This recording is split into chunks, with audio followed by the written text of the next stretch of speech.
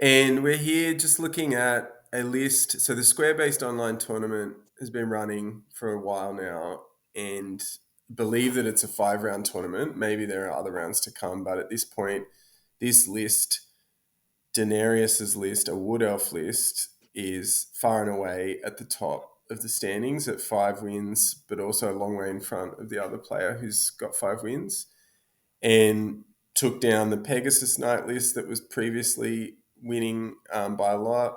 Has had some other strong victories, and we're, I suppose, as Paddy, as a Wood Elf player, just interested in some of the ideas that come across, and as players who are taking the game or are competitive but new to a lot of what would look like tournament Warhammer, just interested in some of the ideas that are in the list. So, Paddy, you as someone who's played Wood Elves, what do you think is going on from your read of this very successful Yeah. army?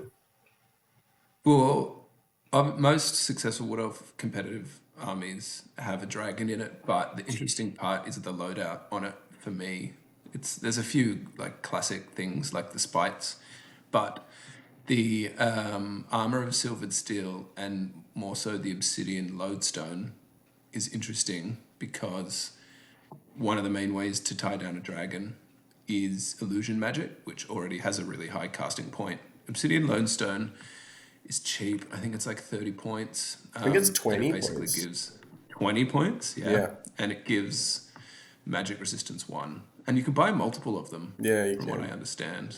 Um, so I think that's really interesting, and I hadn't thought of it. I'm not a competitive player, but I hadn't really seen.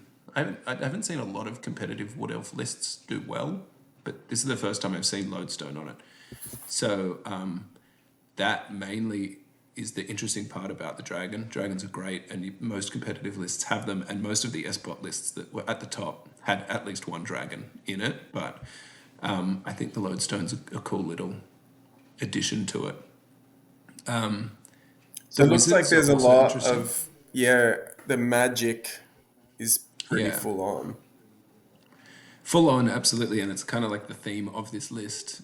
We'll get to the sisters later, but having two battle magic wizards, one level 4 with ruby ring, so you can have possibly, if you roll it, two fireballs on that one. You're always going to probably take Oaken's Stave in Wood Elves, just because it's so strong. And then your second one is a level 2, but has the Law Familiar, so you can presumably pick Fireball, which means possibly three fireballs across two wizards, and then later, as we'll get to them, the three sisters maybe giving you three more fireballs, which means casting six fireballs, which is just pretty dumb. I But think that's obviously what it is. I very think just powerful. the sisters you could talk about now, that we all knew of Yeah, that level 4, defensive level 4 being really good, but I think they're just 5 of the same thing. Maybe yeah, the Spellweaver is in the Glade Rider unit, as has been brought up before, but that Spellweaver level 2, I don't think I'd ever seen anything like that. But the Law Familiar sort of gives away that it's probably Battle Magic Law Familiar. It's Fireball and probably Arcane Urgency in this sort of army. arcane urgency. Yeah, unless you just go balls to the wall and take pillar of fire as well, and Could just throw be, more at, yeah. because that's like the other options for Sisters of the Thorn. The Sisters of Thorn are like probably one of the strongest units in the game, maybe points wise. They You don't have to pick your spells in your list for tournaments, which makes them really really good in tournaments, because depending on who you're coming up against, you can tailor make which spell they pick. So if you come up against Chaos, maybe you don't want three fireballs, maybe you want two Plague of Rusts and a fireball. Maybe you want, three Pillars of Fire against Tomb Kings or whatever. And you can just throw vortexes through an Yeah. entire lines of infantry. Well, So I'm hoping that's what might come out of this. Like someone might who has some more familiarity with the list, like to look at some of them that have done well, and then is able to track down some of the other people on their forum sites for those armies. yeah, It'd be interesting to know if that's what the plan was. It just seems from the outside that it's fireballs.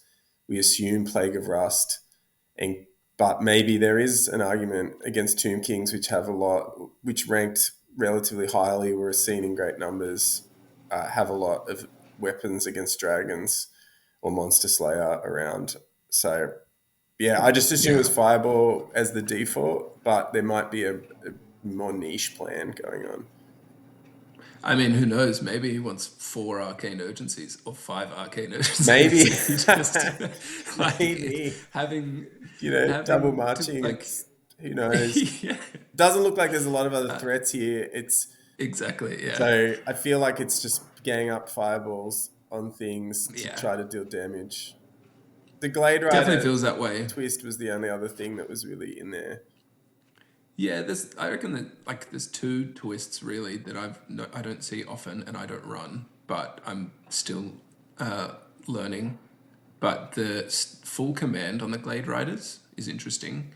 The Glade Knight gives you an extra ballistic skill. Most people that I've spoken to run Glade Riders for the reserve move option to put the level 4 in, but it's usually just a bunker for your level 4 to pop out, cast a spell, pop back to a tree, and dispel at a longer range with an extra dice, removing the lowest.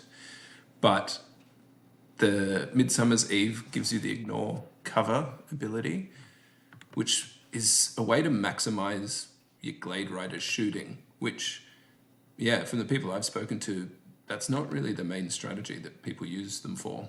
They usually just take Hagbane, hope to roll 6s, but really they're a reserve move bunker for a mage. But, I guess Who this knows? list This guy's the outside of. champ. He. Exactly, yeah, I'll follow that.